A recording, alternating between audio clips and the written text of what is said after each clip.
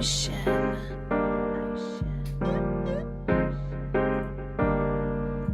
feel like a locomotive, sipping, drinking Arizona. Mixtape just around the corner, did a lot in California. Can't wait to drop this on you. Yeah, they gon' have fun with that. Smash like Songa, man, my songs gon' break through like a running back. Hello and welcome back to the podcast that is always up to speed with Formula One. It is Thursday, July 14th, 2022. Mark Daly and Mark Hamilton here to recap all the latest in the Formula One world this week. And boy, it's been a busy week. But my friend, how are you tonight, sir? I was joking before we sat down to do this that you look how I feel, which, you probably was thinking about the same way when you saw me walk in here too. But I mean, be honest, be fair. You look good. You look good. You're wearing a cap, so I can't see how your hair looks. Mine is a total you don't want to know. Okay. Well, I don't know if we're streaming this one, so I don't know if anyone's going to notice, but it's been one of those weeks. The good news is we've got so much good stuff. Well, actually, maybe some of it's not good, but we have so much interesting stuff to talk about with all of our listeners for the next 3 to 4 hours, however long we go. Well, 3 to 4 hours. Well, we're running out of material this week. We're running short this week. What's the deal? It's funny because we never actually sit down and decide this week. I think we're going to go for X number of minutes or whatever like that. But it always seems like our built-in natural showtime seems to be like 90 minutes. And then when we throw Tim into the mix, you think that would screw things up too. It's like 90 minutes. I don't know what it is, but anyways, it's all good. But yeah, there is a ton of stuff to talk about. But let's just wipe the palate clean here. Let's just back up for a second. We had the Austrian Grand Prix last weekend. Charles Leclerc winning that one. So let's just recap the 2022 Formula One Drivers' World Championship. Got Max Verstappen leading with 208 points. Charles Leclerc from Ferrari with 170 points for second place. Sergio Perez, the second Red Bull driver, 151. Carlos Sainz, 133. George Russell, 128. And Lewis Hamilton, 109 points for the top six. If it was anybody else, they wouldn't get a mention in the honorable top six. But I mean, if you're a seven-time world champion, if you're Lewis Hamilton, you get thrown in there just by virtue of who you are. So on the constructors side, Red Bull still leading the way, 359 points, Ferrari 303, Mercedes 237, McLaren 81, and then Alpine rounding out the top five with 81. When you look at the Drivers' Championship, you would think something like 50 or 60 points seems like an insurmountable obstacle. But when I look at the constructors, I see Red Bull on top with 359. I see Ferrari with 303. I can't help but think that this thing isn't quite over yet. It would really take something spectacular for Red Bull to blow it now. And I know we're only 50% the way through the season, but I think that Ferrari might have a little bit more to say before it's all said and done until Ferrari themselves. And then we sit here and talk about how they could have done so much more. But also on the flip side, you have Mercedes that have kind of been making a little bit, I wouldn't say noise, but they've reminded us in the past couple of races, we should definitely not be forgetting about them. So we'll see who picks up the more points in the second half of the season. Yes. I don't want you to be deceptive towards our listeners, but you can't sit here and tell them the championship is basically over because they will cancel their subscriptions to this podcast. I'm joking.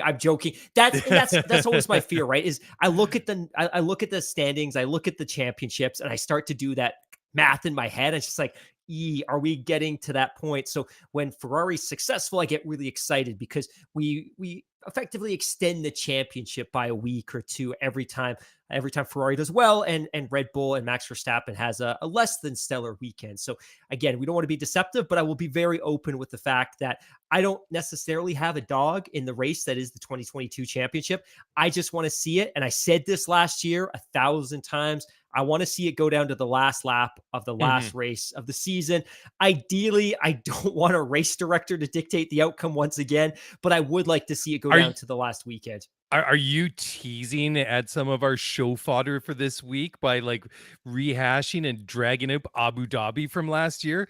I think it's on page 17 of our outline. It's a pretty big show this week. Yeah, exactly right.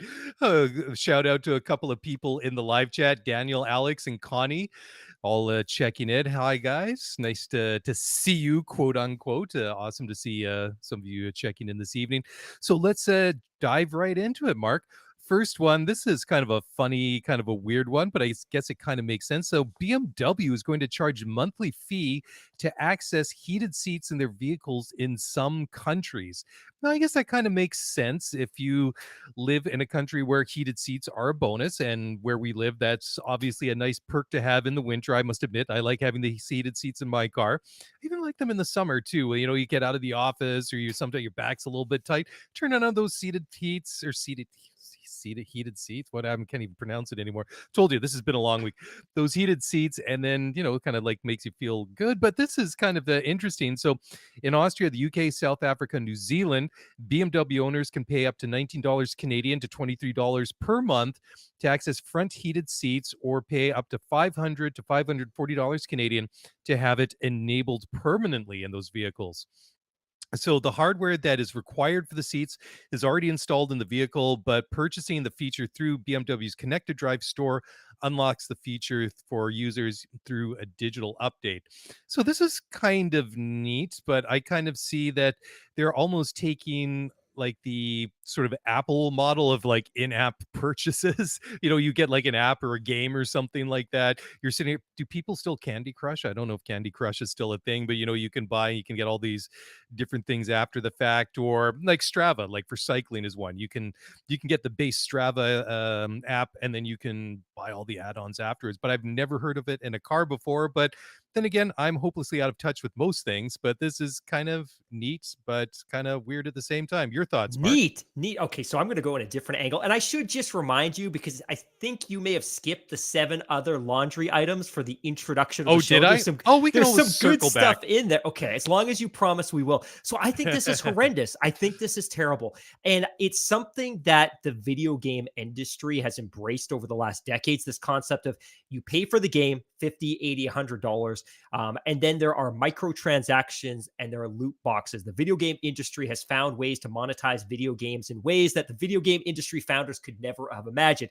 We now live in a world where everything's subscription based, right? Your Netflix account is a subscription, your Spotify account is a subscription, and now the automakers are going to do the same thing. What's really frustrating or appalling about this is you're still buying the car, and you're still buying all the hardware that's in the car, but now to enable certain functions, you have to pay a monthly subscription. So this article speaks to the fact that heated seats in some countries will soon be a subscription. You pay for them, they're in your car, but if you want to use them, you have to pay a subscription.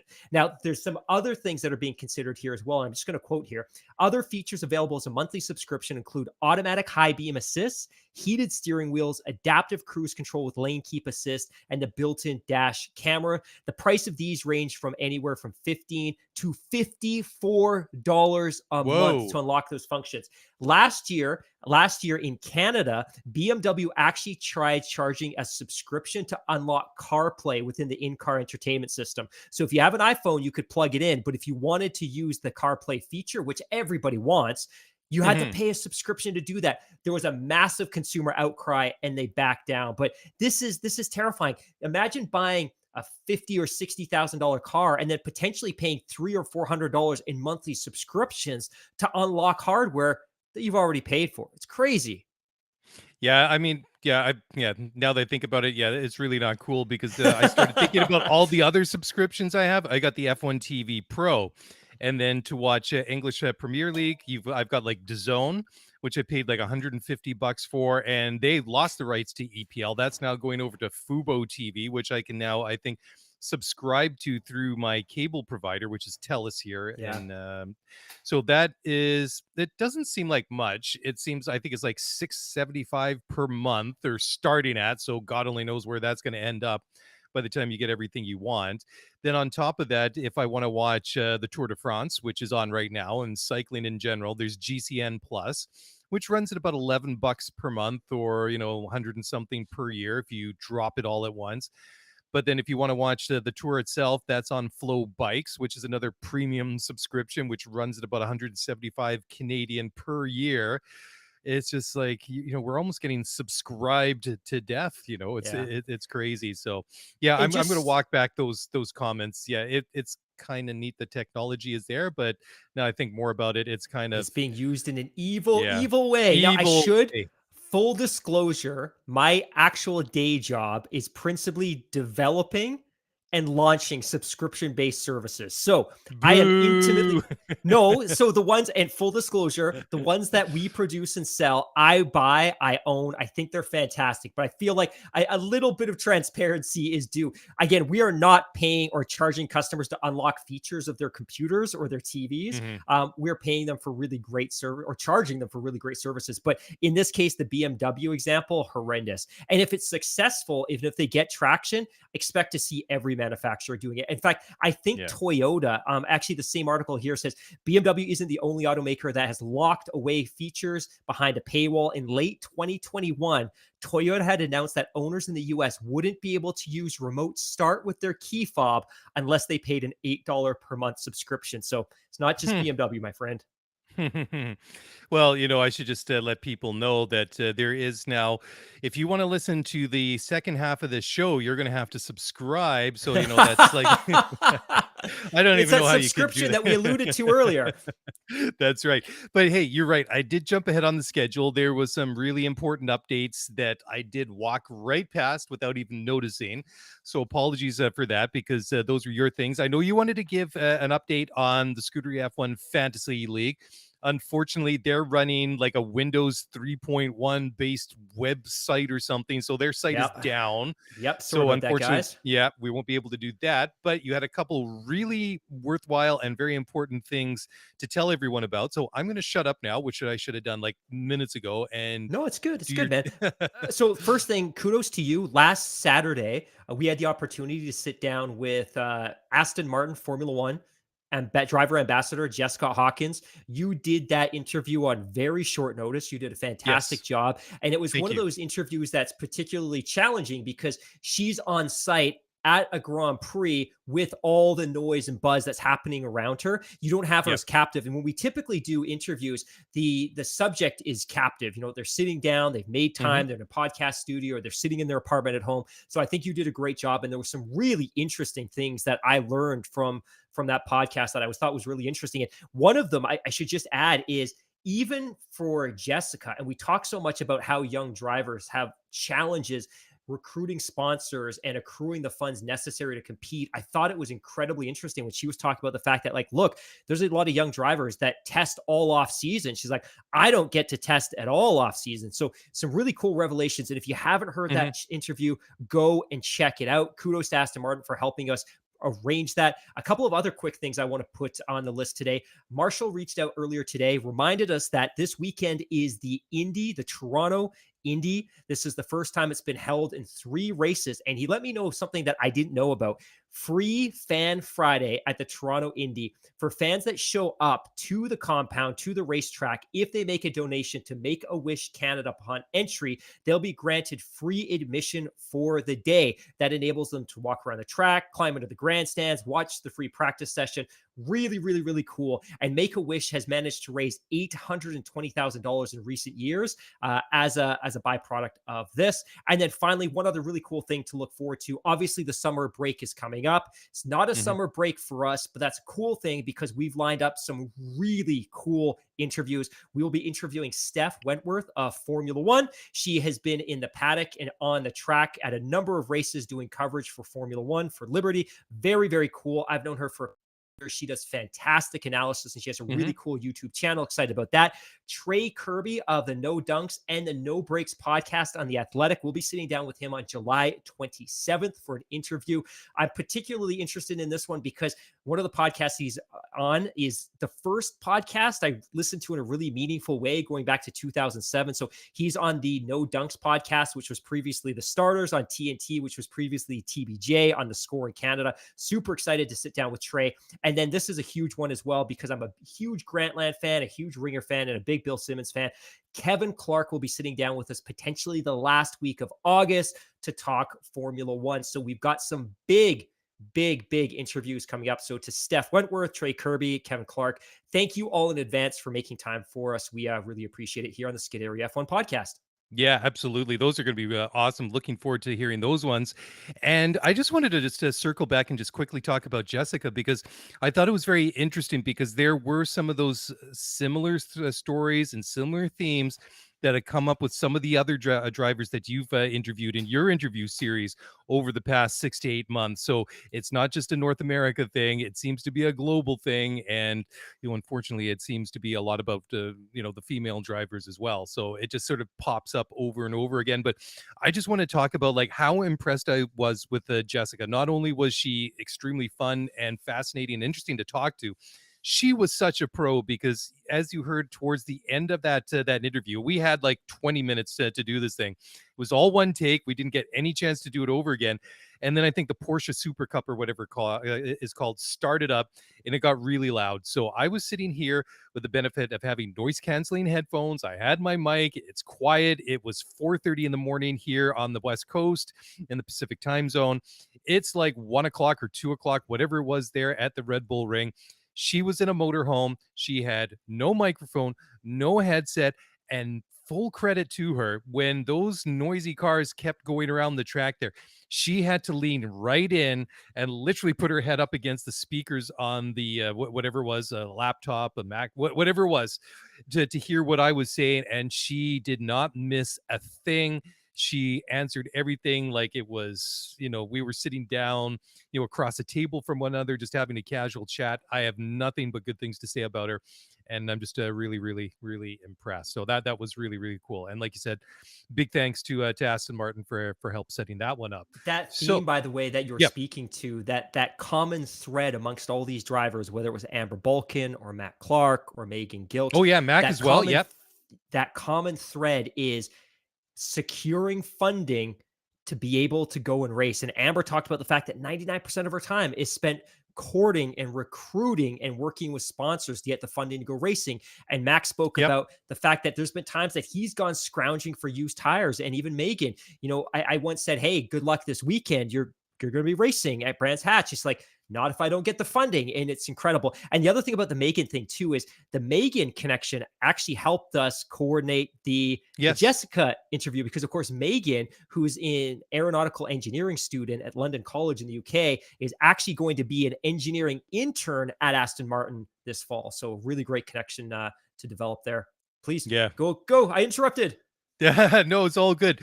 I noticed actually there you have your sheet there ready with the next item. Another one of these really cool little graphics that you've managed to dig up. And this is a percentage of 22 share points between teammates. So I've already done enough talking, and we're only like, 15 minutes into this thing. So why don't you take this one, Mark? Yeah, this one's pretty interesting. And some of this probably doesn't come as a surprise. And by digging, you mean I went to Reddit app on my phone when I should have been working. But the ADZ Boogie on Reddit, interestingly, it kind of shows the point split between the teams. So we'll quickly run through this. If you look at the Williams team, not a surprise, Albon has 100% of the points, 3-0.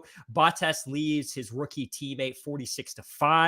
Vettel leads Stroll 15-3. Norris leads his teammate Ricciardo 64 points to 17. Magnussen is up on Mick Schumacher 22-12. But again, Mick earned all of those points in the last two Grand Prix. Races. So he's picking it up. Esteban Ocon 52 to Alonso's 29. That is a bit of a surprise because I hadn't looked at that before. Gasly up 16-11 to Yuki.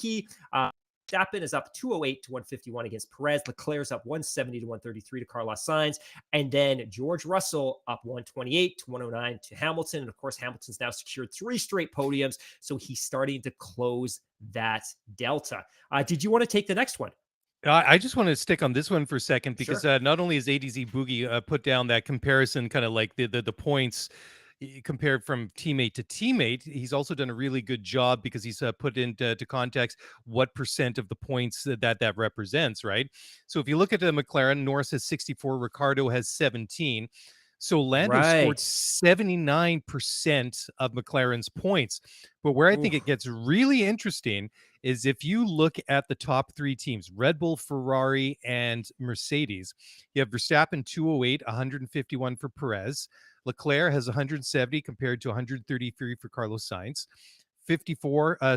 Russell has 128 compared to 109 for Hamilton.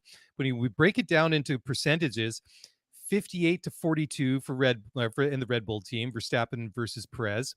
In Ferrari, it's 56% versus 44% between Leclerc and Sainz.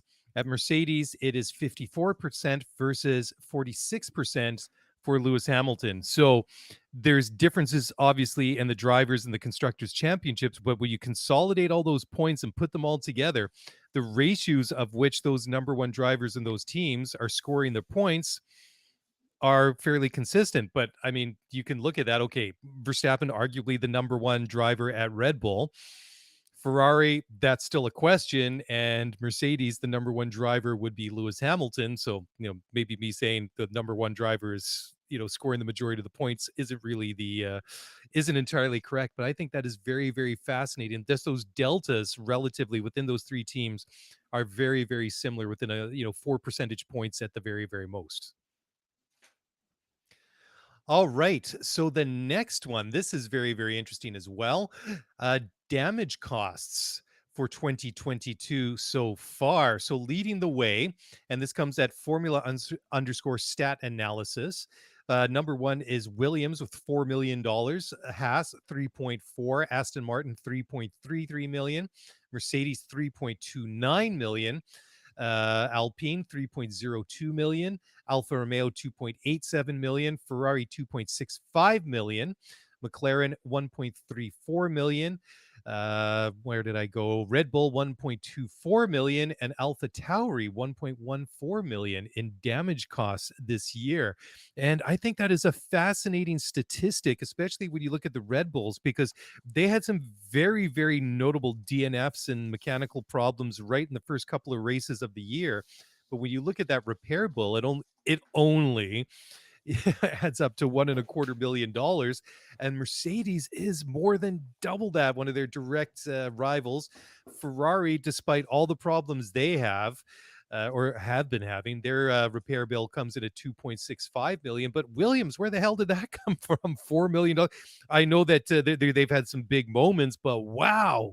$4 million in damage costs this year. We're only 50% the way through the season, not even. But the funny thing is, if you look at this list, I was going to say the two best performing teams, but I mean, the two worst performing teams, Williams with $4 million and Haas with 3.40 million, they are arguably the two teams least equipped to suffer these losses. Right. You talk about access to funds and sponsorships. These are the two teams that can least afford to suffer that type of damage. But yeah, interesting. And then the other graph, do you mind if I jump into the other one real quick? Sorry, I just skipped over the other graphic there beside it. Okay, so the driver retirements. Okay, so let's take a look. So Sainz leads the way with 4 retirements, followed by Zhou Guanyu with 4, Albon, Gasly, K-Mag, and MSC, and also Perez, 3 retirements each.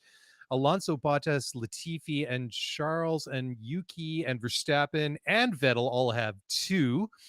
Norris, Ocon, Ricardo, Russell, and Stroll all have 1 retirement.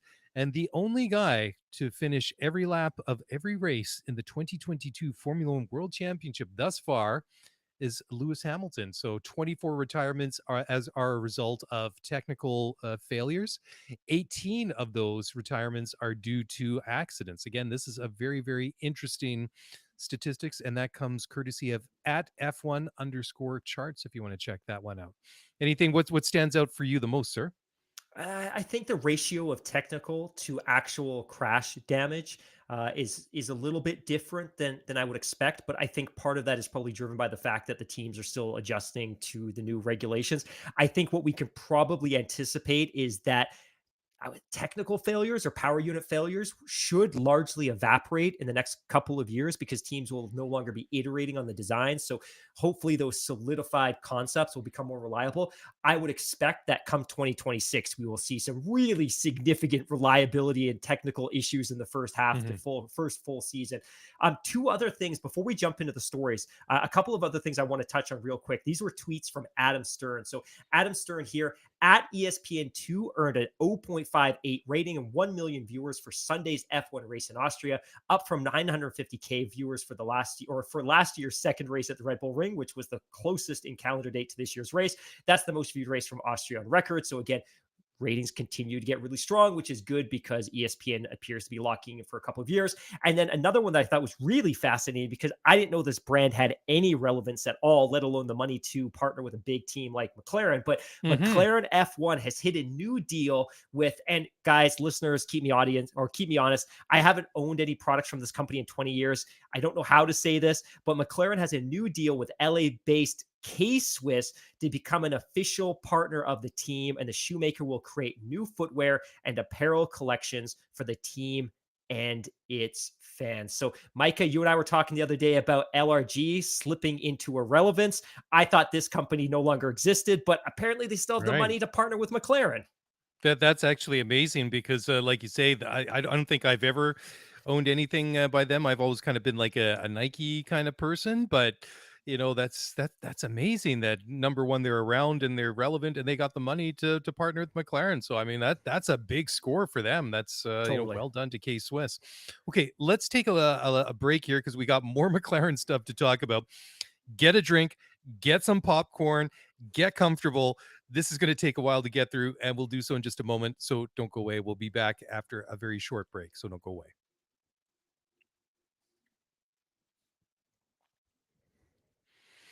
All right. Well, welcome back. And Mark, where do we start? Because there is I know where to start. You know where to start. I played this out in my head a couple of times because I went crazy. So I didn't know any of this was happening. And then I was scrolling through Lily Herman's Instagram stories a couple of days. I was just like, I was seeing these screenshots or screenshots from people's Twitter's account head, and I started thinking how we're to present this on the podcast. So a couple of I think today about 3:30 p.m. Chip Ganassi Racing Team issued a press release, and in this press release, they said that Alex Palou, who is their champion driver. He's in his third year in Indy. He's from Spain. He won the championship last year. He's currently fourth. He has 4 podiums this year, an absolute spark plug, and as a great, great addition to Indy. He always reminds me of a MotoGP driver, but I think that's just because he's Spanish. That aside, they issued a statement on Tuesday at around 3:30 p.m., and it said, basically, we've picked up his option for 2023. We're incredibly happy that he's going to be coming back. And in that press release was a quote from Alex that reads, "It's a great feeling to know that I'll be back with Chip Ganassi Racing next season. The team welcomed me with open arms from day one, and I'm excited to keep working with Chip." And it goes on and on where he's giving his flowers to the team and thanking them for all of their support and how happy he is to be back. So that was about 3:30 p.m. About 3 hours later,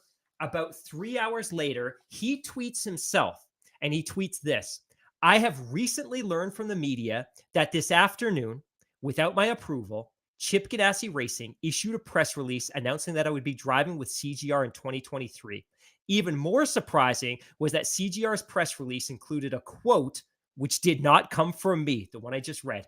I did not approve that press release, and I did not author or approve that quote. As I've recently informed CGR, for personal reasons, I do not intend to continue with the team after 2022. 5 minutes. 5 minutes after that tweet, McLaren tweets. This is where it gets so juicy. McLaren tweets, "McLaren Racing welcomes IndyCar champion Alex Palou to its driver roster from 2023 as the team continues to build talent across all of its racing series. Our full driver lineup across all racing series will be confirmed in due course." And it goes on to say that Alex, alongside his racing duties next year, will also test with McLaren F1 team as part of its 2021 MCL 35 M1 F1 car testing program with fellow drivers Pato O'Ward and Colton Herta. Now, this is crazy because earlier in the week, Colton Herta actually tested in the MCL 35M at Portimao in Portugal because, of course, the team, McLaren, Colton want to get a super license point so he can eventually make his way into Formula One. So all of this is going on. All of this craziness is going on.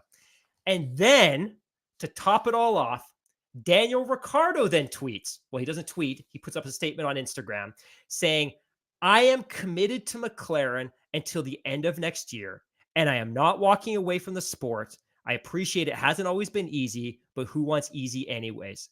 I'm working my ass off with the team to make improvements and get the car right and back to the front where it belongs. I still want this more than ever. See you in France. So Daniel effectively is forced to react to the fact that, one, Colton Herta is actively testing for McLaren. McLaren is reminding the world that Pato O'Ward and Colton are part of their drivers program. And then McLaren announces that they're bringing the IndyCar champion from 2021 over to their driver program as well. Now, the one thing about, and I can't wait to hear your reaction. The one thing about that McLaren announcement was it's very, very elusive as to where any of these drivers will actually be. But it was alarming enough that Daniel felt he had to be defensive and put out a statement. Now, my honest opinion here is that McLaren was hoping that Daniel was going to walk away from the option that he had for 2023, which would make it very easy for them because they have a whole slew of options to bring into this team.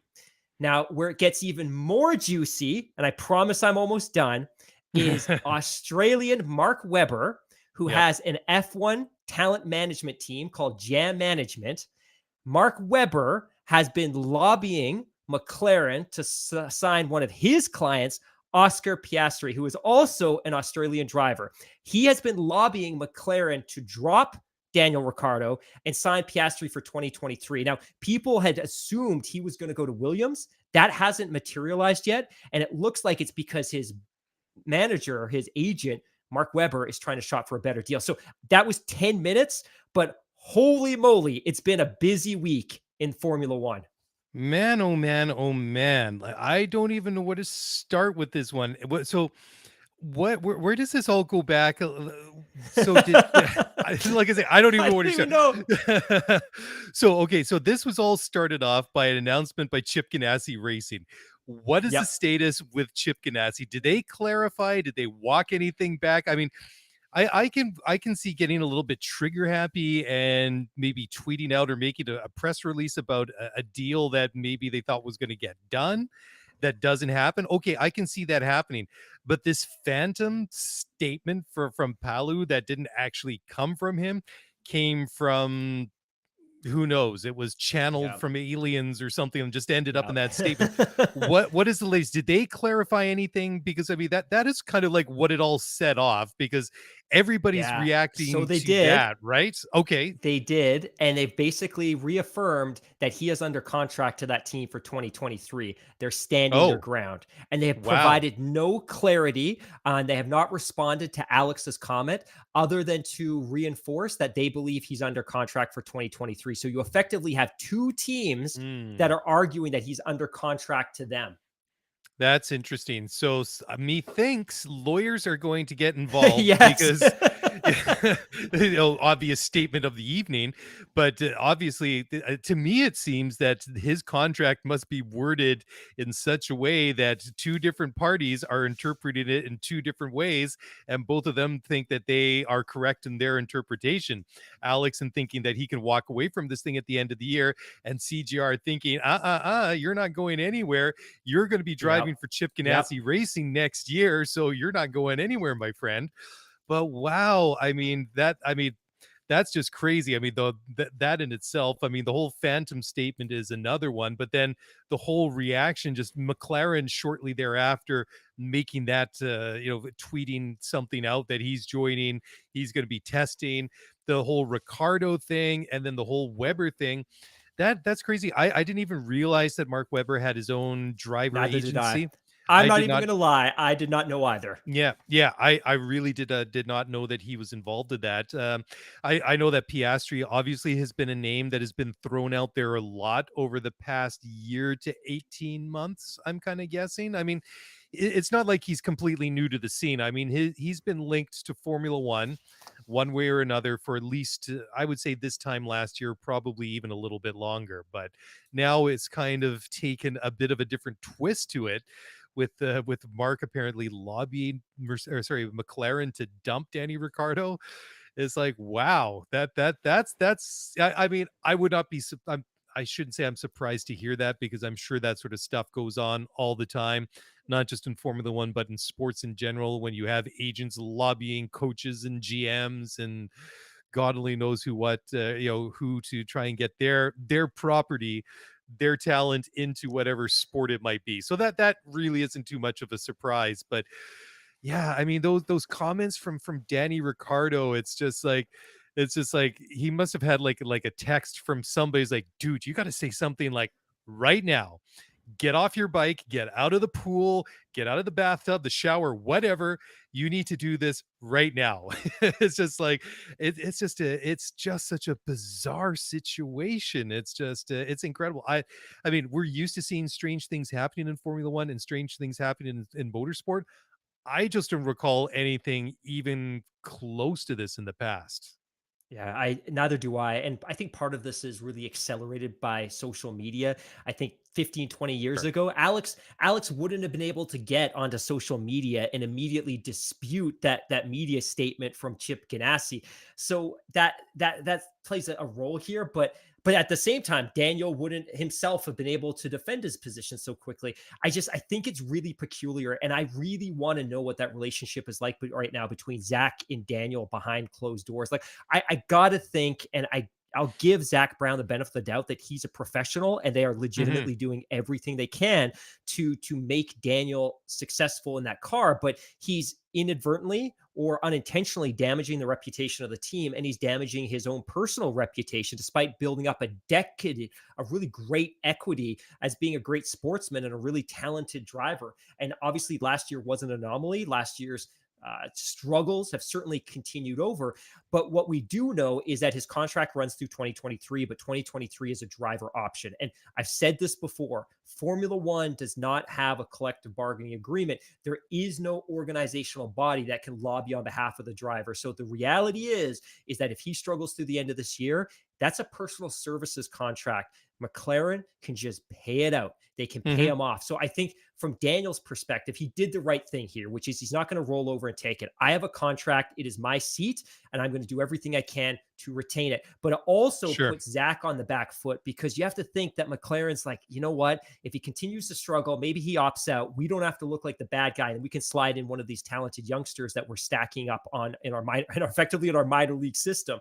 But now they're in a position where he is going to opt into 2023, regardless of the outcome of 2022. And now McLaren's either got to commit to him or they're going to have to buy him out at a significant cost.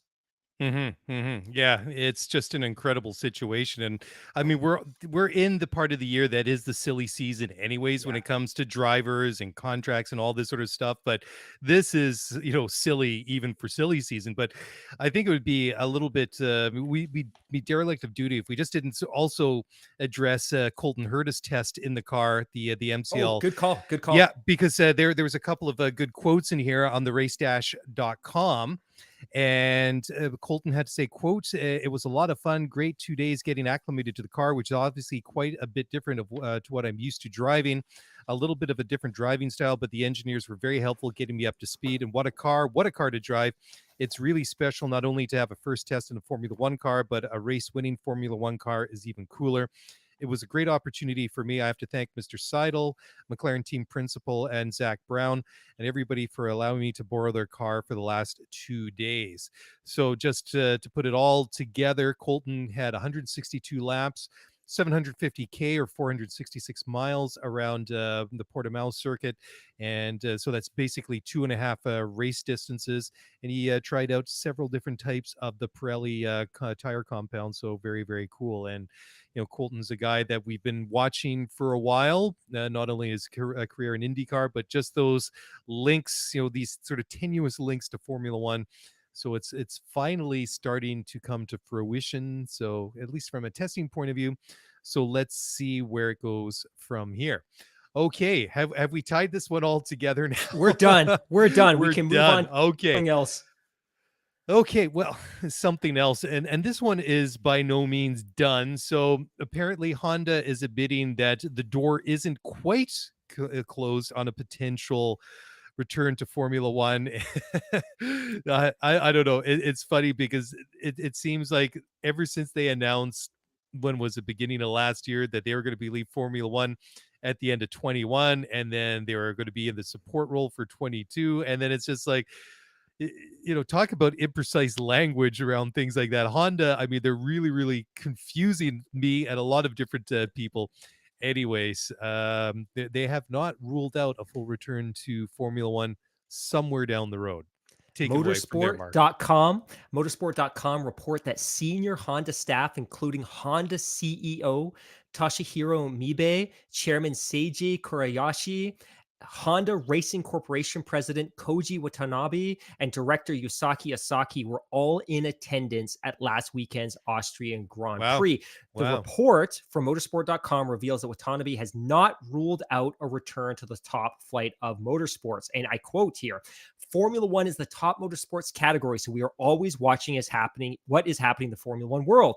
He said, of course, we just finished and concluded our activity, so nothing has been discussed within the Honda company about the 2026 season. No plan, but it is not a closed door. My understanding now is F1 is discussing to decide the regulations for 2026, and definitely the direction is now carbon neutrality. That is the same direction as us at Honda. So we don't have to diverge from carbon neutrality if we were to stay in F1. It is probably also a good opportunity to study carbon neutral F1, so it's not a closed door. I think there are several factors we need to watch, he continued. But once we decided to conclude F1 because of mass production road cars and carbon neutrality, first we need to concentrate on this side. Then we can realize we can achieve this. We can continue to F1. And then finally, blah, blah, blah, blah, blah, all the way at the bottom here, he says, I don't know the exact time frame needed to determine a return to F1 for 2026, but he believes it would have to happen within 1 to 1.5 years. So still lots of time. The other thing in this motorsport.com report is not the consensus, but the confirmation that Red Bull does not own and has never owned Honda's IP, that Honda is, for all intents, still an engine supplier for that team. And furthermore, Honda President CEO Watanabe goes on to say that his preference is to explore getting Honda badging back on the Red Bull and Alpha Tauri cars for next year. Wow. Which could be really fascinating. That is fascinating. Yeah, this is a story that just does not want to go away. I mean, they had the certainly I'd say good motives to pull out of Formula One, and that was to focus on the electrification of their road fleet, which would obviously take a lot of work and a lot of effort to do so. But it just felt a little bit the timing, or the timing of the announcement when it was made just felt a little bit kind of funny, because I mean, Formula One was sort of in the ascendancy, right? And Formula One still is. I mean, you read off those numbers a little earlier for the Austrian Grand Prix that came from Adam Stern over at ESPN. So the numbers are increasing all the time. And this segues nicely into the next story, and that comes from Joe Sayward, who's reporting that BMW might be looking at a return to Formula One, partnering with McLaren. Here's McLaren again. I mean, geez, they're all over the news this week. But there is, a possible road car deal between McLaren and BMW. And there's also suggestion that they might come back into Formula One, because if you look at some of the other German car manufacturers that are going to be in Formula One over the next several years, it's not just going to be Mercedes anymore. It's also going to be Porsche. It's going to be Audi. And then when you look at those really, exclusive luxury brands, BMW not being there in that conversation is a glaring hole. So it's almost like they're being peer pressured to rejoining Formula One. So, I mean, if that's true, then they must be having a bit of a similar thought process that Honda's having. I mean, Honda's obviously a little bit different to where they are right now, as an engine supplier, and pulled out and then sort of staying in, and kind of, got one foot in the bathtub and the other out on the tile floor in the bathroom, right? But this just gets more and more interesting all the time. And it's just like a couple of years ago, they were almost screaming and begging for people to join Formula One. Now it's like they're almost having to chase people away. I mean, it's not quite that to that stage now, but certainly a lot of people are interested in the sport. It's funny, right? You institute a cost cap and you simplify the engine formula. The sport ascends in popularity. And to your point, now you have people banging on the door. I think there may be something to this one. So BMWblog.com reports that there are rumors swirling that BMW and McLaren may be joining forces again after, of course, collaborating on the iconic 1990s F1 to develop a super hyper, I should probably not use so much hyperbole, but a joint developed electric super car. So there could be a partnership there. Now, the one thing I would add just about this topic before we move on to the next story is obviously McLaren is being supplied engines by Mercedes. That is not ideal. That is not what they want. And I don't believe it's necessarily what Mercedes wants. They just don't have a choice. The Renault situation wasn't ideal. The Honda situation didn't work out. And they are not themselves a big enough organization to develop a new power unit on their own, even with the cost cap, even with the simplified engine formula. This could be a great opportunity for BMW to come in as a partner with an existing team. They could be effectively become a pseudo works team, but I think there may be something here. I think we need to look to see how the partnership between McLaren and BMW plays out with the road car project, and then we'll see if there may be something there. But I will say this, McLaren does not like having its car design and philosophy dictated by a power unit that they have to buy from another team. That is not what their grand ambition is as a premier Formula One team. And, I was talking to Ben the other day, and he was reminding me of the fact that it's been decades since a customer team has won a championship. Right? Like, it's very unusual for customer teams to be successful in Formula One. And there's a reason for that. It's because when you're buying somebody else's engine, that informs the way you design your car. And it's not the way you necessarily want to design your car. Well, that's very much the issue that that Red Bull was having with the Renault power units up till a couple of years ago, right? And that was what really worked so well with that Honda partnership. And look how successful they became very, very quickly. Because the thing was with the Renault power unit, it's just like, okay, this is our power unit. You guys figure out how it's going to the back of your car. But there was a lot more synergy, a lot more teamwork between Honda and Red Bull. And I just remember in the early days of that partnership, how Christian Horner, who always seemed a little bit, he seemed more chagrined and a little bit more frustrated as time went on in the partnership with Renault and the comments that they were making. And then all of a sudden, they're working with Honda, and it's just he's glowing about the teamwork and how easy they are to work with each other. I'm sure a lot of that was on purpose, to sort of, dig at Renault and Cyril Abiteboul and those guys, right? But but there was something to it. I mean, there was a lot more cooperation between Honda, between Red Bull, and I can see certainly why there would be a little bit consternation from McLaren, even though they'd obviously would, they got to be happy with Mercedes power. It's just there are the little things around it that obviously bug them that you so correctly point out. Before we head into a break, I just want you to take this one. Apparently, Nick Heidfeld, a former Formula One driver, has been up to something with BMW. What's going on there? I don't know. What story are you referring to? You put it into the show notes and then linked to a couple of videos that apparently he went to the Munich factory for a demonstration. And he was there for about 45 minutes and gave about 500 of the employees there, some time to enjoy a demonstration with a Formula One car. Full disclosure, Daily. I did get a chance to watch the video. I was hoping you were going to rescue me. Now I'm regretting I opened my mouth, which Daily, I don't even see that story on the outline. Oh, what is going on here? Dude, it's in your show notes. Anyways, before we dig ourselves a deeper hole, let's take a break. Let's take a break and reset. Yeah, we got some heavy lifting to do on the other side. And so we'll do that after we have a quick break, and we'll reset because the tone's going to get a little darker, a little heavier. But we got to talk about it, and we'll do so in just a moment. So don't go away. We'll be right back.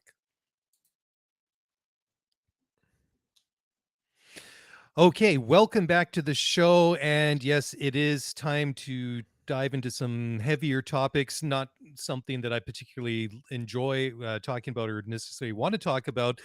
But when it comes to unpleasant things, sometimes the best thing to do is just to address it head on, because it's better to bring it out into the light and discuss it rather than letting them sit there and fester in the dark. And this is an opinion piece by Luke Smith on motorsport.com, which is titled, quote, F1 must act on abuse. No fan should attend a Grand Prix and not want to go back. So, there was a lot of reports of things of going on last weekend at the Red Bull Ring. I talked about it with Tim on the race recap on Sunday night. And it's, it's homophobic slurs, racist slurs, misogynism, all sorts of unpleasant things.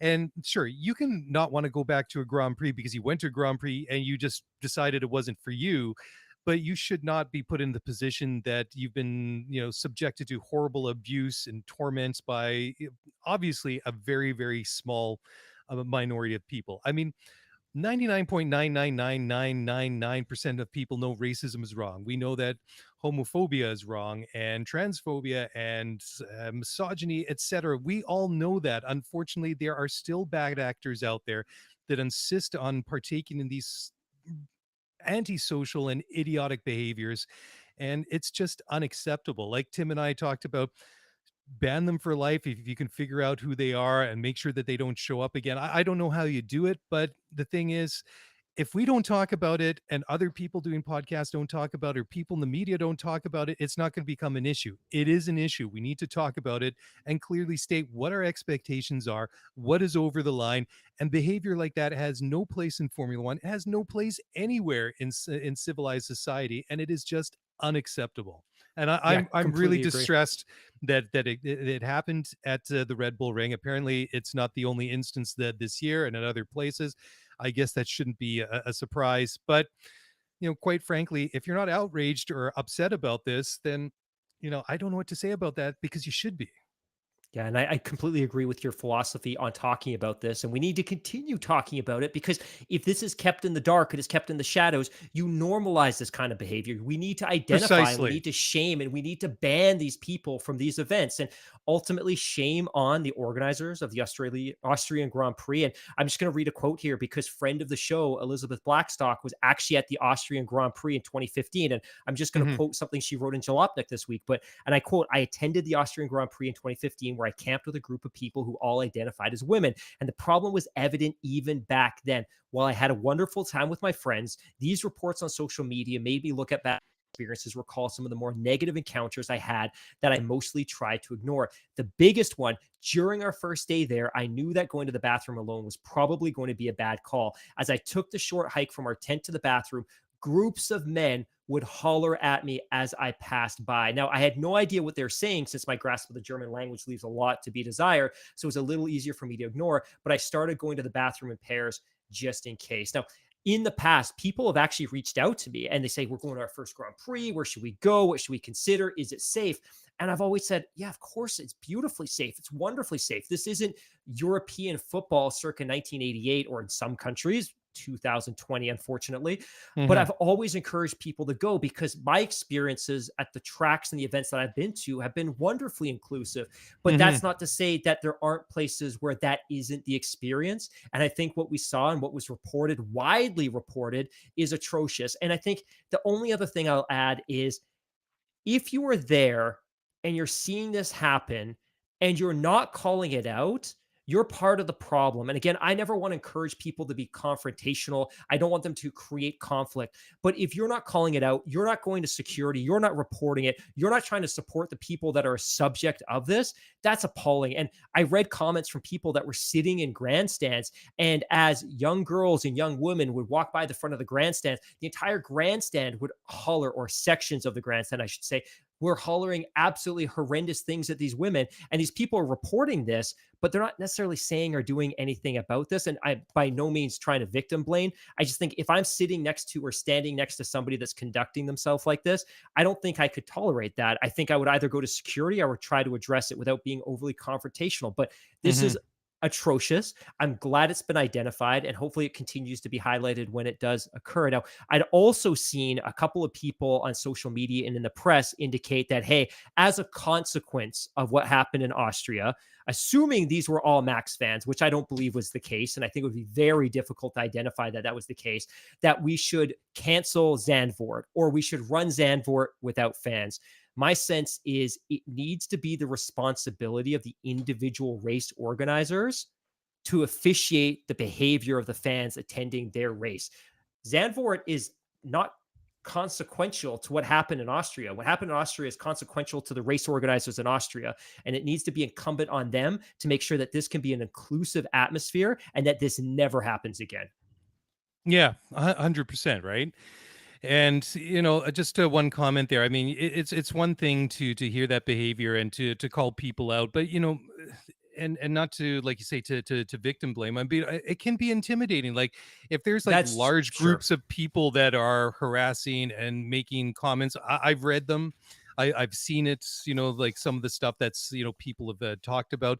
If there's large groups of people, if there's 10 or 20 people shouting all this stuff, and they're all liquored up because they've been drinking in the stands since, 10 o'clock in the morning, there's a potential for that, somebody to stand up and that to be a flashpoint and things could go Right. very, very wrong. But like you say, I mean, maybe you go to security, maybe you go to an event host or something like that. There are other ways to call out that behavior without drawing attention to yourself and potentially making yourself a target. But, like we say, I mean, this has no place in civilized society, and at a sporting event or whatever it is. It's just wrong. And like I say, most people know this. Unfortunately, there are still people like out there that think this is funny or whatever, or they're just, they are just bigots and full of hate, which is even worse. And not that making jokes about this sort of thing is excusable, or you can brush that off. I mean, that's just about as bad anyways. But the other thing that's really is equally horrifying this week is, as bad as that behavior was at the Red Bull Ring, there's this French commentator, TV commentator, who referred to Lance Stroll as an autistic, and this is, I don't even Sorry, know. during a broadcast, just to clarify, during the F1 race broadcast. And this is crazy as well. I mean, he described Lance Stroll as the autistic. His, the color person gave him the opportunity to walk it back. He said, and the translation is, hey, that's too strong. You're going too far. But he doubled down. This guy doubled down and said, honestly, this is the truth. Now, excuse me. So the RTBF, the broadcaster, condemned this. I believe he's been suspended, and they said in a statement, quote, RTBF strongly condemns the words used on Sunday, July 10th by its on-air consultant Lionel Frossard during the Austrian Grand Prix. Associating autism with the driver's way of communicating was misplaced and completely inconsistent with RTBF values. An internal investigation will be conducted to hear all the involved persons. The goal is to understand in detail what could have led to this incident. Pending the results of this investigation, RTBF will no longer work with the consultant in question until further notice, end quote. Yeah, I mean, they do the right thing for suspending this commentator right away, but I don't even know like where this investigation's going to go, because I mean, even if it was a slip of the tongue, the color commentator, like I say, gave this guy the opportunity to walk it back, and then he doubles down on it. That's even worse. I mean, that's just like emphasizing his bias and this these comments, and that just blows my mind in a million different directions. It's just insane. I actually believe this was premeditated, and I've Must have read a been. lot. Yeah. I've read a lot about how color commentators and analysts that do live sports broadcasts prepare, and they have pages and pages of notes and observations and thoughts and stats and data. It's unlikely that this just came to his mind. My thought is this was probably premeditated and something that he planned, and if it was, either he knew what the consequence of this shocking comment was going to be and he didn't care, or he didn't understand, but he should have after his colleague tried to course correct him and he refused and doubled down on it. Now, something like this is frustrating because we see these things and it's so obviously a fireable offense. And the network so often is like, well, we're going to do an investigation and we're going to interview people. And like, what is there to investigate? Like it's a memo from HR to everybody in your company and you terminate this in person. Like it's termination with cause. So I think he's going to be gone. I think that's subsequently been reported, but absolutely shocking that in 2022, that would make a live Formula One broadcast. Not a good look for the sport. Oh, yeah, exactly. I mean, they do the right thing by immediately suspending that person. But I mean, honestly, I mean, what kind of way can you dial that thing back? I mean, you can't. I mean, the comments are just so offensive, right? It's just, I don't know what any positives that can come out of that investigation other that, yeah, we suspended him and now we're going to throw the book at him and sever ties. Just one other thing here. So apparently extra security is going to be at the Hungaroring next week after the fallout from the incidents we saw at the Austrian Grand Prix. I kind of hate to hear this sort of thing happening, but it's a necessity. And again, I mean, all people, regardless of their backgrounds, how they identify, whatever it is, you should not go to any event or anywhere and feel unsafe. And as much as I don't like to see this, I'm glad that it's there because I don't want to see anybody get into a bad situation. So hopefully this is just, I hope this is just a blip on the radar, and that in short order that this is, this doesn't need to happen anymore, not because people are just not addressing it, but because it's just not an issue. So I really hope this is just a temporary measure. Okay, so we've gone from a couple of controversial subjects there to another.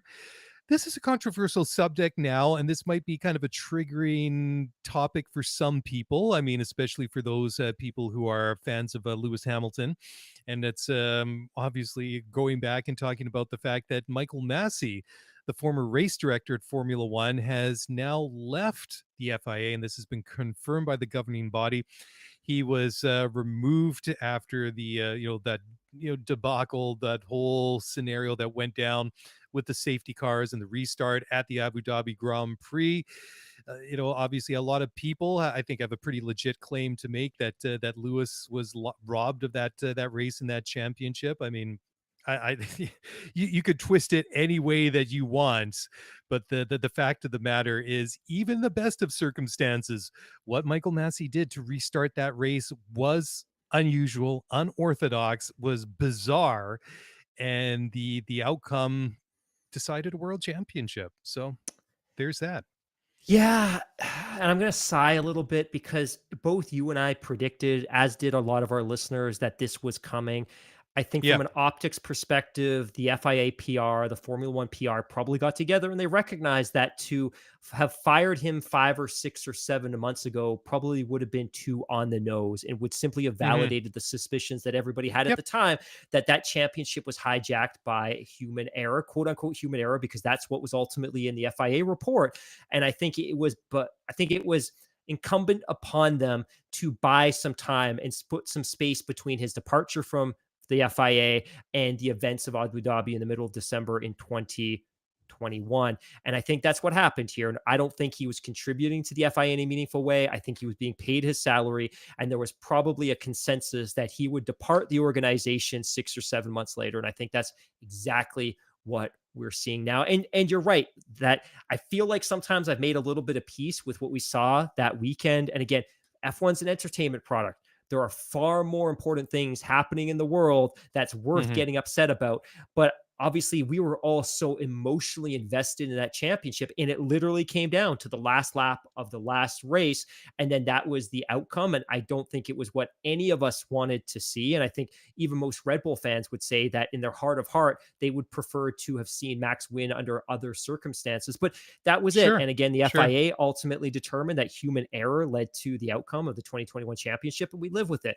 But I think ideally, Massey should have been fired more quickly. And obviously, for the sake of optics and public relations, they chose to put some distance between the incident and the actual departure from the FIA. So again, not hating on, not slandering. Michael Massey's a human being. I think you and I've talked about this before. The FIA has done some things to protect that role and isolate it from a lot of the other things that are happening during a Grand Prix. We still don't have, though, full-time dedicated stewards, which we desperately need.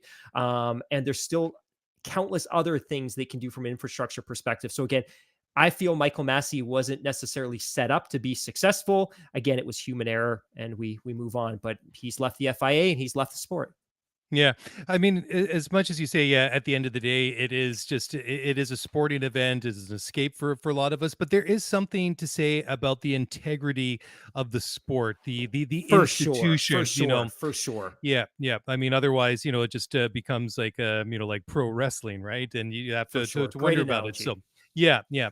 So, anyways, I guess like you so correctly pointed out that this just seemed like it was going to be a matter of time. Now, this one, this one, I have to laugh a little bit, not because of the story itself, but I was just scrolling through the live the live chat here, the chat live stream, and there's been a little bit of chat going on about Monty Python skits, and I think Connie's kind of been piloting that one. And she says at one point, says, Honda's like a Monty Python skit. I'm not dead yet. I'm getting better. And then, the next story, I read that, I pull up the next story, and that is apparently Bertie Ecclestone, the former head of Formula One, is set to be charged in a $400 million fraud case. Daily, let me take this one, and I promise I'll make it quick. So if and first of all, I was actually talking about Bernie Ecclestone the other day with one of our listeners, Harmony, via DM, and she was asking, like, can you guys actually do a show that for all of us new fans of Formula One can have some really detailed background on Bernie? I was like, that's actually a really good idea. Get a guest on, talk about how he contributed, this and that. But when this story popped up, the first thing I did was I went to Wikipedia and I searched for Bernie Ecclestone, and I wanted to see how much of his bio is made up by Bernie controversies. And it's a lot. So let me read some of these. So under controversies, there's a massive article on Labor Party controversy. There's a big article on tax avoidance from 2008. And that was a massive scandal about him avoiding taxes in Germany. And apparently there was bribes involved, et cetera, et cetera. There was a issue in 2009 when he made some incredibly insensitive and controversial comments about Hitler. In 2012, there was another major bribery accusation. There had been ongoing comments about diversity and racism. He was caught illegally possessing a firearm. That was just a month or two ago that you and I talked about. Wasn't that in his suitcase or something? In Brazil, while boarding a flight. Yep. He didn't pack it. It's his gun, but he didn't pack it. Of course, as recently as the 30th of June, he appeared on ITV's Good Morning Britain and made glowing comments about Vladimir Putin, said he would take a bullet for him, said he was a first-class person, and argued that the Russian invasion of Ukraine was just a mistake that all businessmen make. He's since tried to poorly walk all of that back, and now he's being accused of fraud. And it's funny because I saw a comment on, I think it was Reddit, and somebody had said that, like, I too always forget to disclose my private islands, inferring that that's exactly what he has forgotten to disclose here. So that's enough on Bernie, but I would like to do a Bernie special one day if anyone's interested. I was just gonna say, I mean, if you forget to pack your gun or not to pack your gun in your suitcase, I mean, of course you're gonna forget to declare your private islands somewhere. I mean, yeah. Wow. I mean, if you have so many, right? Yeah, geez. I mean, all those different things. I mean, just recently, some of the things that he said and done are just incredibly poor judgment and bad behavior. But would you kind of read off that laundry list of poor decisions, bad things, and things you should never do anytime? I mean, that is extensive. I mean, how many pages was that? Is his Wikipedia page? It must go on forever. Forever. Which also, by the way, is the perfect segue into our next highly controversial figure. Yes, and that ex-Force India owner, Vijay Mallya, he's been sentenced to jail for disobeying a court order. I mean, So this, I mean, that went around for a long, long time because, and that's part of the reason why Force India, they kind of went onto life support, and then Lawrence Stroll and his consortium came in. And then that's when it all went into receivership, which was really, triggered by Sergio Perez doing something. Was over, what was it, unpaid wages or salaries or something like that. And then that gave the opportunity for Stroll and his group to step in. Force India disappears. It becomes a Racing Point. Now it's Aston Martin.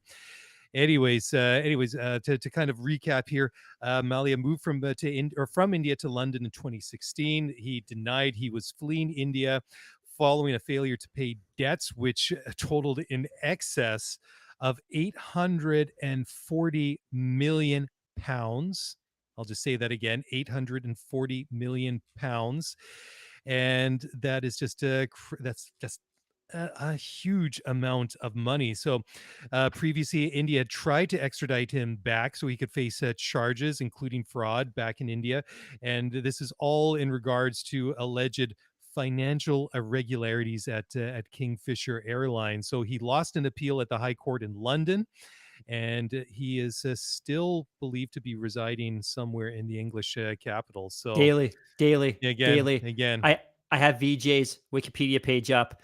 The controversy section is equally as large. And I'm going to read the first sentence because this will sum up the former Force India owner.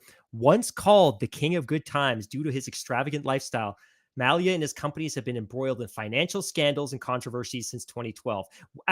By the way, at which point he was a member of parliament in India. Malia left India on 2nd of March 2016 after saying he wanted to move to Britain to be closer to his children. A group of 17 Indian banks are trying to collect approximately $1.2 billion in loans, which Malia has in loans which Malia has allegedly routed to gain 100% or a partial stake in about 40 companies across the world. Again, 17 Indian banks trying to collect 1.2 billion in loans, which Malia has allegedly routed to companies all over the world. So another highly controversial figure amongst many controversial figures that have been a part of the Formula One fabric. Wow. Well, that's just, again, I just can't comprehend most of these things. I just does not compute in my tiny mind. Anyways, let's talk about a couple of fun things here now. So Christian Horner, Red Bull team principal, has called upon Formula One and the FIA to look at a possible relaunch of normally aspirated V8 or V10 engines after Sebastian Vettel's outing in a demonstration run of a Williams FW14B a couple of weeks ago at the British Grand Prix using carbon neutral fuel.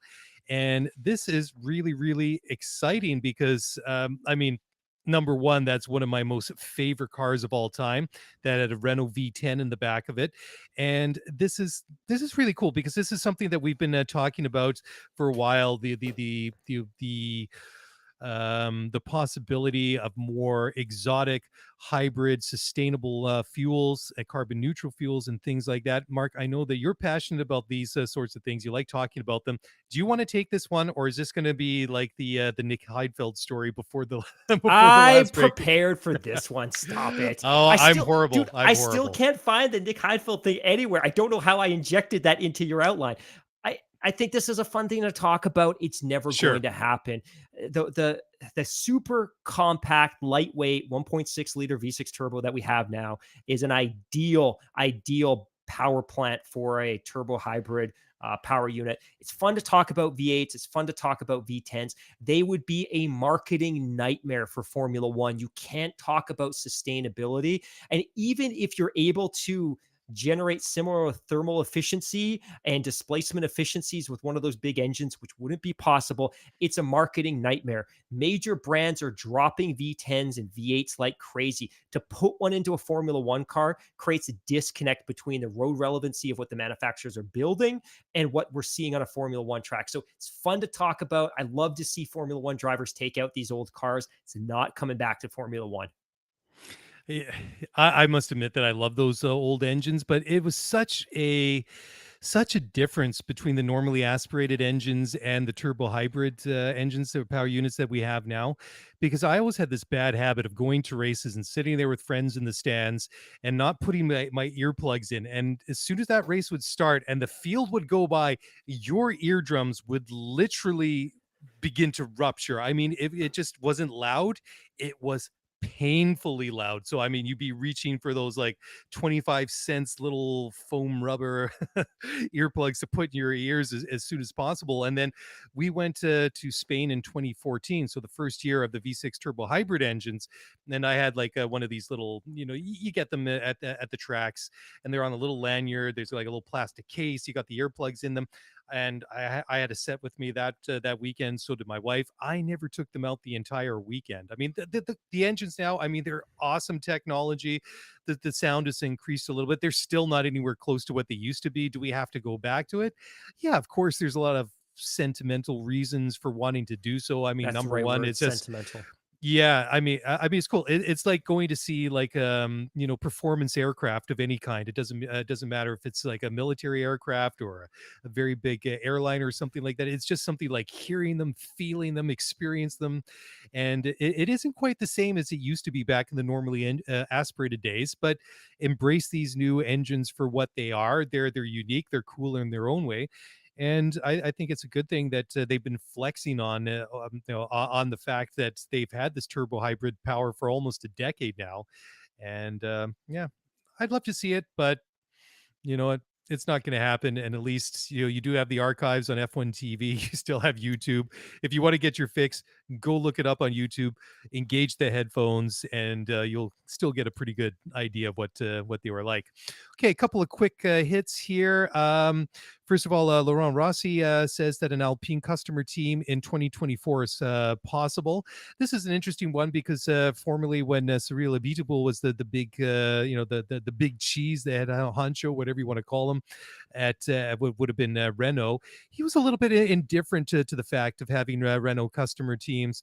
I mean, obviously that relationship with the Red Bull soured over time, and I think it was they were both parties were happy to walk away from that deal. But I mean, Abiteboul was always very, always sort of talk it down that it wasn't really a big priority for Renault to have a customer team. But obviously, Abiteboul is no longer there with the organization. Rossi is, and it'd be interesting to see who might want to be a Renault customer Williams. team. It's going to be Williams. That's the only logical choice, right? The interesting thing will be to see if they use the Renault branding, which has Yes. limited global appeal, or whether potentially they try to broaden the global appeal and brand the engine Nissan, because of course the Renault Nissan alliance is still somewhat together. It's obviously struggled and suffered a little bit over the last decade, but that's the potential. And I remember they would make those comments about not needing a customer team. You need a customer team. You're building these engines anyways. If you have a customer team, you earn tens of millions of dollars by supplying those engines. That's a revenue stream that teams desperately need. And the other thing that having a customer team adds is heaps and heaps of incremental data points and telemetry from the engines. Like, you can only develop the engines based on data, and you only procure so much data from the engines when they're on the track. And when you limit testing, you don't get as much data. So if you're running the engines in another team's cars, you get all this additional data, which allows you to develop the engine. So it's a good thing. I think Williams is done with that relationship with Mercedes, and I think this would be a great place for them to go. Yeah, absolutely. Next one is a health and safety thing. Apparently, the FIA and Formula One is planning to talk with the teams over carbon brake dust concerns.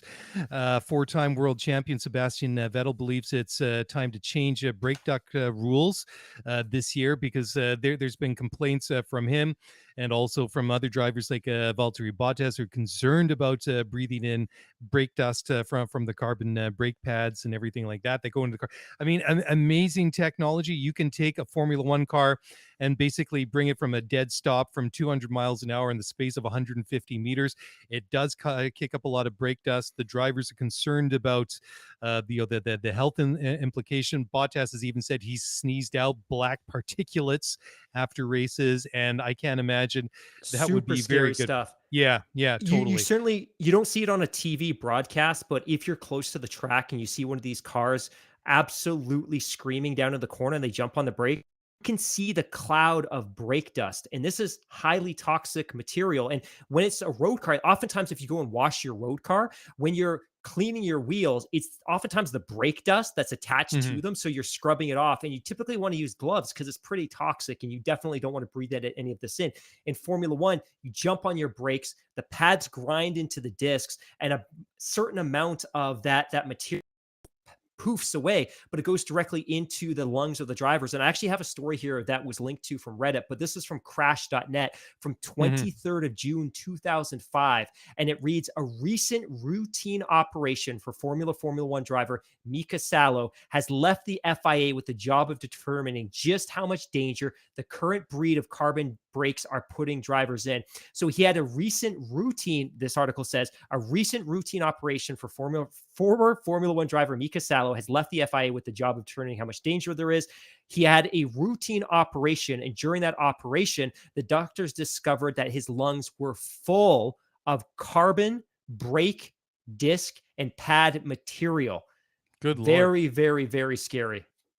Yeah, well, I mean, it's like one of the big concerns, working in the construction industry is anytime you get into like an old building, and sometimes we have clients that do renovations in old buildings or retrofit them, and you get like asbestos. And I mean, that is like a major hazard, it's just like anytime they detect asbestos, that becomes like off limits, because, you get those fibers go into your lungs. They can scar I can't remember there was a mesothelioma or something like that is the disease that it causes. I mean, it's nasty, nasty stuff. I mean, who's to say that this brake dust from these carbon brake pads and discs, could do the same thing to drivers? I mean, we're always talking about driver safety. We're talking about safety for the mechanics, everybody, and the marshals, everyone around the track.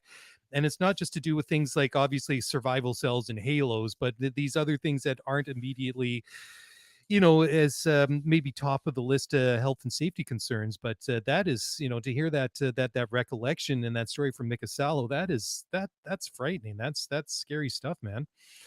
Now, this is the last story that I have for tonight, and I don't know if this is necessarily a quick hit, but this is from Hazel.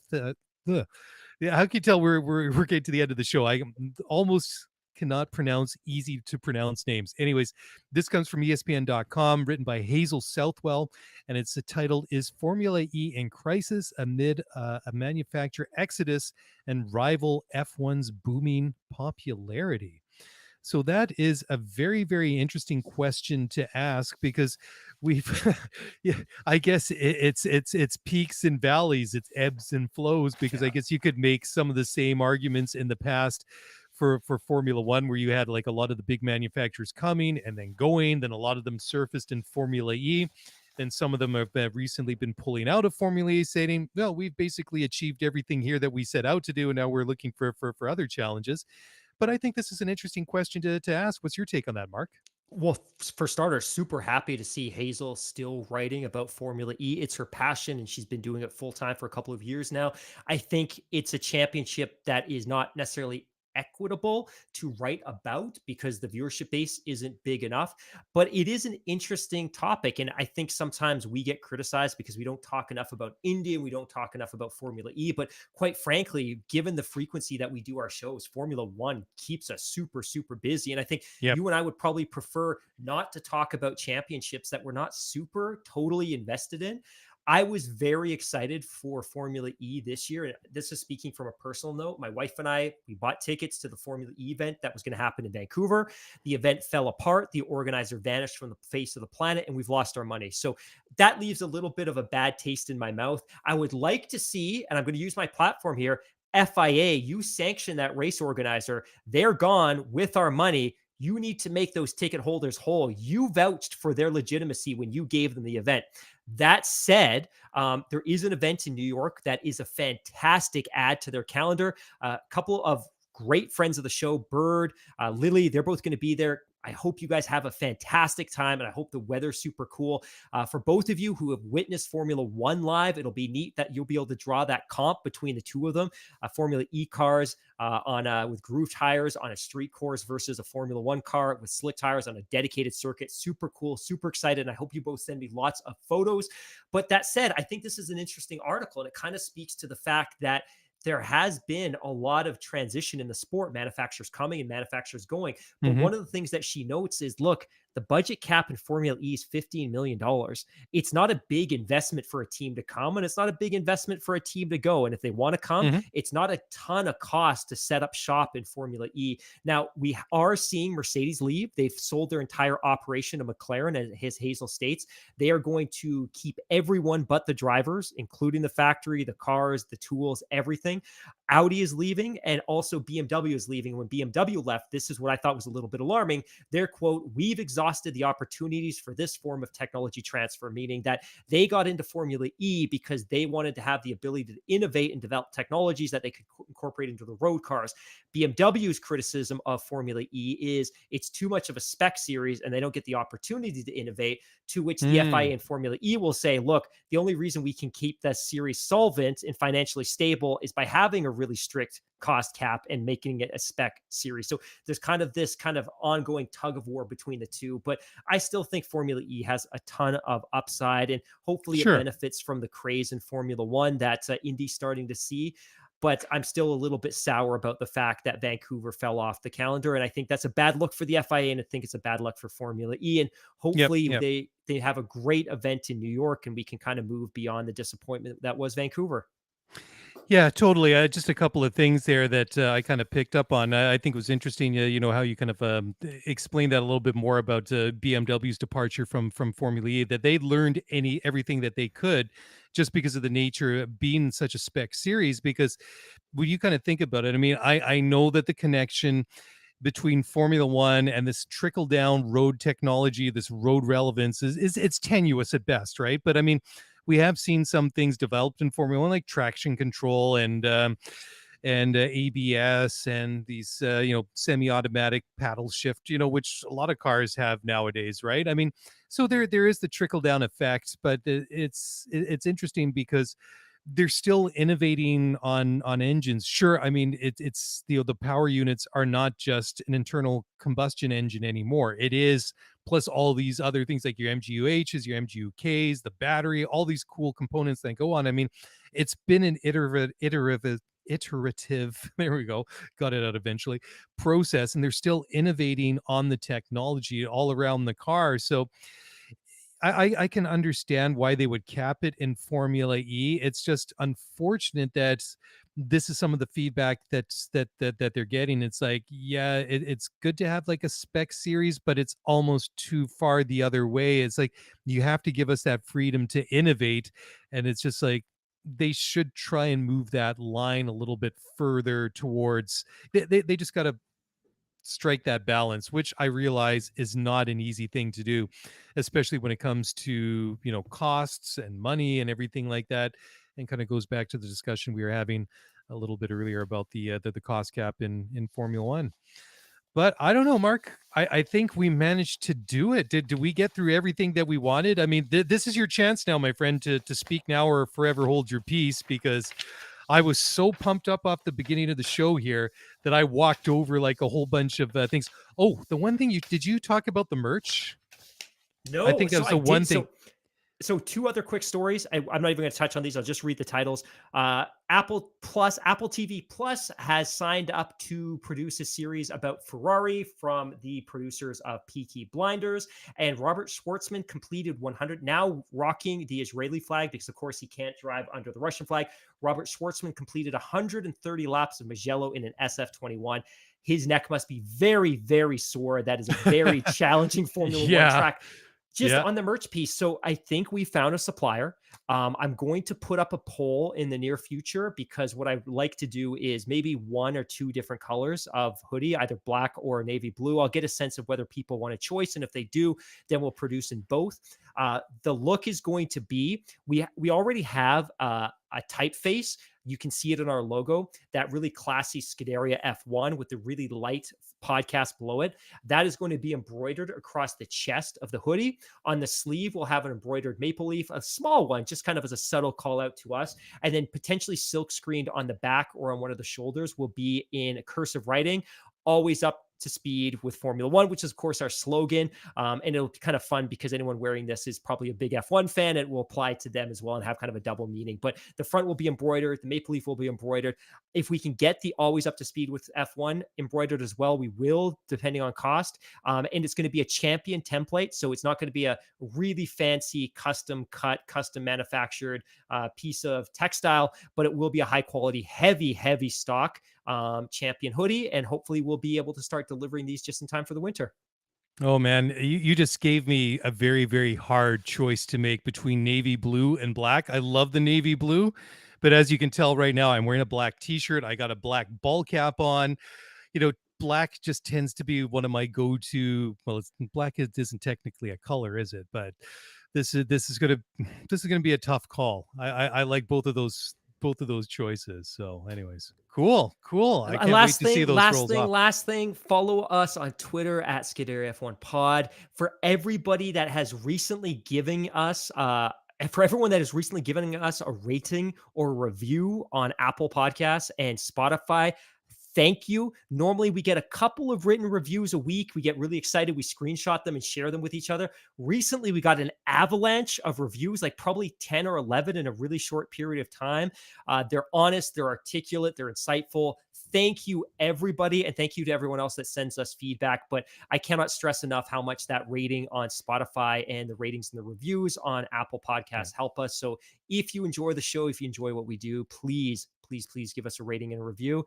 And also, as Chucky just said in the chat, you can still join the Fantasy League. Although I apologize again, the fantasy site is actually down, so I'm not able to provide an update, but we'll have one for you on the next show for sure. Awesome. So does that mean I can actually join our own league because I kind of spaced on the timing at the beginning of the year? Shameful. You are so shameful, my friend.